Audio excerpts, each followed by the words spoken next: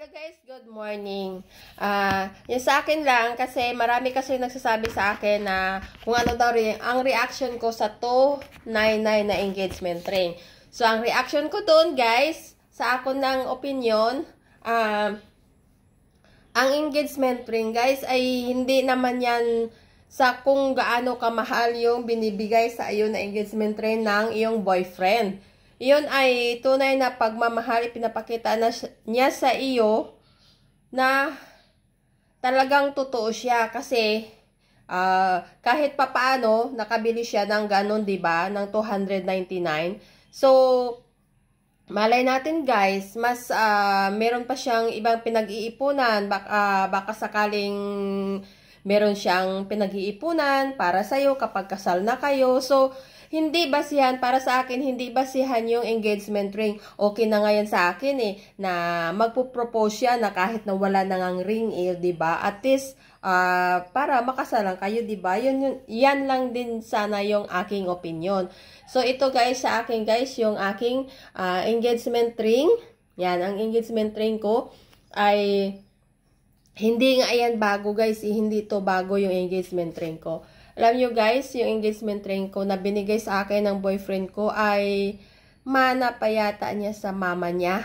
Oh, so ito yung binigay niya sa akin. So bali ito sobrang laki sa akin nga, pinaliitan ko lang kasi nga siyempre hindi sukat sa akin kasi nga hindi nga para talaga sa akin kasi galing nga yan sa nanay niya. Pero siyempre na-appreciate ko talaga kasi kahit papano binigay niya sa akin. And then yung aming wedding ring, silver lang to guys. Binili ko siya. Silver na, magkano bang bili ko nito?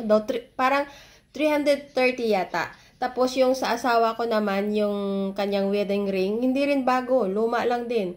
So yun guys, tipid-tipid.